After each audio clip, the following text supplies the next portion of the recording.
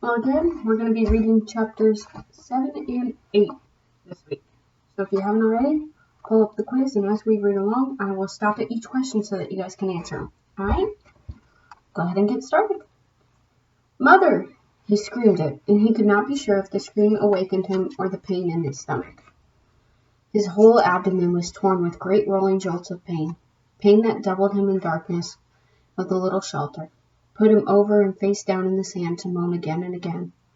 Mother, mother, mother, never anything like this, never. It was as if all the berries, all the pits had exploded in the center of him, ripped and tore at him. He crawled out of the doorway and was sick in the sand, then crawled still farther and was sick again, vomiting and with terrible diarrhea for over an hour, for over a year, he thought, until he was at last empty and drained of all strength.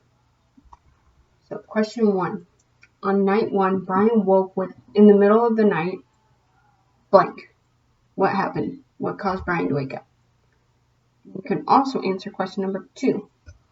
What caused Brian to get sick? What caused Brian to get sick? Go ahead and answer those. We'll keep going on the next page. Then he crawled back into the shelter and fell again to the sand, but could not sleep at first, could do nothing except lie there, and his mind decided then to bring up the memory again. In the mall, every detail. His mother sitting in the station wagon with the man, and she leaned across and kissed him, kissed the man with the short blonde hair, and it was not a friendly peck, but a kiss where she turned her head over at an angle and put her mouth against the mouth of the blonde man, who was not his father, and kissed, mouth to mouth, and then brought her hand up to touch his cheek and forehead while they were kissing. And Brian saw it, saw this thing that his mother did with the blonde man, saw the kiss that became the secret that his father still did not know about. The memory was so real that he could feel the heat in the mall that day, could remember the worry that Terry would turn and see his mother, could remember the worry of the shame of it, and then the memory faded, and he slept again. Question number 3. When Brian was unable to sleep, he kept thinking about. So when Brian was unable to sleep, he kept thinking about what? So, answer that and keep going. Awake. For a second, perhaps 2. He did not know where he was. He was still in his sleep somewhere. Then he saw the sun streaming in the open doorway of the shelter, and heard the close, vicious whine of the mosquitoes, and knew. He brushed his face, completely welted now with 2 days of bites, completely covered with lumps and bites, and was surprised to find the swelling on his forehead had gone down a great deal, and was almost gone. The smell was awful, and he couldn't place it. Then he saw the pile of berries at the back of the shelter and remembered the night and being sick. Too many of them, he said aloud. Too many gut cherries. He crawled out of the shelter and found where he'd messed the sand. He used sticks and cleaned it as best he could, covered it with clean sand, and went down to the lake to wash his hands and get a drink. It was still very early, only just past true dawn, and the water was so calm he could see his reflection. It frightened him. The face was cut and bleeding, swollen and lumpy, the hair all matted, and on his forehead a cut had healed but left the hair stuck with blood and scab. His eyes were slits in the bites, and he was somehow covered with dirt. He slapped the water with his hand to destroy the mirror. Ugly, he thought. Very, very ugly. And he was, at that moment, almost overcome with self-pity. He was dirty and starving and bitten and hurt and lonely and ugly and afraid and so completely miserable that it was like being in a pit, a dark, deep pit with no way out. He sat on the bank and fought crying, then let it come, and cried for perhaps 3-4 minutes. Long tears, self-pity tears, wasted tears. He stood, went back to the water, and took small drinks. As soon as the cold water hit his stomach, he felt the hunger sharpen, as it had before, and he stood and held his abdomen until the hunger cramps receded. He had to eat. He was weak with it again, down with the hunger, and he had to eat. Back at the shelter, the berries lay in a pile where he had dumped them when he grabbed his windbreaker. Gut cherries, he called them in his mind now, and he thought of eating some of them. Not such a crazy amount as he had, which he felt brought on the sickness in the night, but just enough to stave off the hunger a bit. He crawled into the shelter. Some flies were on the berries and he brushed them off. He selected only the berries that were solidly ripe, not the light red ones, but the berries that were dark maroon, red to black and swollen in ripeness. When he had a small handful of them, he went back down to the lake and watched them in the water. Small fish scattered away when he splashed the water, and he wished he had a fishing line and hook. Then he ate them carefully, spitting out the pits. They were still tart, but had a sweetness to them, although they seemed to make his lips a bit numb. So question number 4. To keep from getting sick again, Brian blank. So to keep from getting sick again, Brian did what? Answer that, we'll keep going. When he finished, he was still hungry, but the edge was gone and his legs didn't feel as weak as they had. He went back to the shelter. It took him half an hour to go through the rest of the berries and sort them, putting all the fully ripe ones in a pile on some leaves, the rest in another pile. When he was done, he covered the 2 piles with grass he tore from the lake shore to keep the flies off and went back outside. They were awful berries, those gut cherries, he thought, but there was food there, food of some kind, and he could eat a bit more later tonight if he had to. For now he had a full day ahead of him. He looked at the sky through the trees and saw that while there were clouds, they were scattered and did not seem to hold rain. There was a light breeze that seemed to keep the mosquitoes down, and he thought, looking up along the lake shore, if there was one kind of berry, there should be other kinds, sweeter kinds. If he kept the lake in sight as he had done yesterday, he should be all right, should be able to find home again, and it stopped him. He had actually thought it that time. Home. 3 days? No, 2. Or was it 3? Yes, this was the 3rd day, and he had thought of the shelter as home.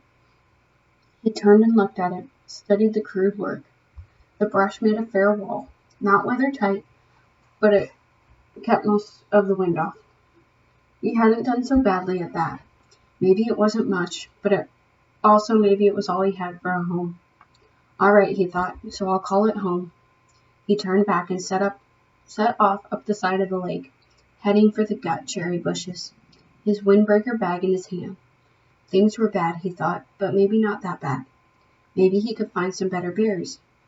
When he came to the gut cherry bushes, he paused. The branches were empty of birds, but still had many berries, and some of those that had been merely red yesterday were now a dark maroon to black, much riper. Maybe he should stay and pick them to save them. But the explosion in the night was still much in his memory, and he decided to go on. Gut cherries were food, but tricky to eat. He needed something better. Another 100 yards up the shore there was a place where the wind had torn another path. These must have been fierce winds, he thought, to tear up places like this, as they had the path he had found with the plane when he crashed. Here the trees were not all the way down, but twisted and snapped off halfway up from the ground, so their tops were all down and rotted and gone, leaving the snags poking into the sky like broken teeth. It made for tons of dead and dry wood, and he wished once more he could get a fire going.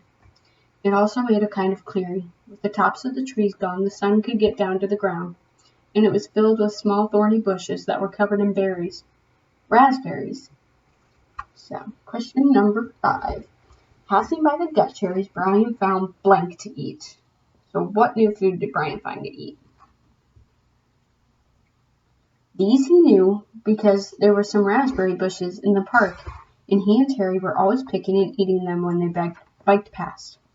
The berries were full and ripe, and he tasted one to find it sweet, and with none of the problems of the gut cherries. Although they did not grow in clusters, there were many of them, and they were easy to pick, and Brian smiled and started eating. Sweet juice, he thought. Oh, they were sweet with just a tiny tang, and he picked and ate and picked and ate, and thought that he had never tasted anything this good. Soon as before, his stomach was full, but now he had some sense, and he did not gorge or cram more down. Instead, he picked more and put them in his windbreaker, feeling the morning sun on his back and thinking he was rich with food now, just rich. And he heard a noise to his rear, a slight noise, and he turned and saw the bear. So question number 6. Brian saw a bear blank. So where did Brian see a bear at? Answer that and we'll keep going. He could do nothing, think nothing. His tongue, stained with berry juice, stuck to the roof of his mouth, and he stared at the bear. It was black, with a cinnamon-colored nose. not 20 feet from him and big. No, huge. It was all black fur and huge. He had seen one in the zoo in the city once, a black bear, but it had been from India or somewhere. This one was wild and much bigger than the one in the zoo, and it was right there, right there. The sun caught the ends of the hairs along his back. Shining black and silky, the bear stood on its hind legs, half up, and studied Brian. Just studied him. Then lowered itself and moved slowly to the left, eating berries as it rolled along, waffling, and delicately using its mouth to lift each berry from the stem. And in seconds it was gone. Gone, and Brian still had not moved. His tongue was stuck to the top of his mouth, tip half out. His eyes were wide and his hands were reaching for a berry. Then he made a sound. A low, It made no sense. It was just a sound of fear, of disbelief that something this large could have come so close to him without his knowing. It just walked up to him. It could have eaten him, and he could have done nothing. Nothing. And when the sound was half done, a thing happened to his legs, a thing he had nothing to do with, and they were running in the opposite direction from the bear, back toward the shelter. He would have run all the way in panic, but after he had gone perhaps 50 yards, his brain took over and slowed, and finally stopped him. If the bear had wanted you, his brain said, he would have taken you.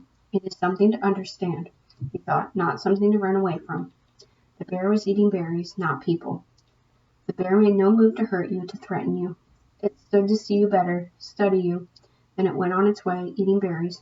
It was a big bear, but it did not want you, did not want to cause you harm.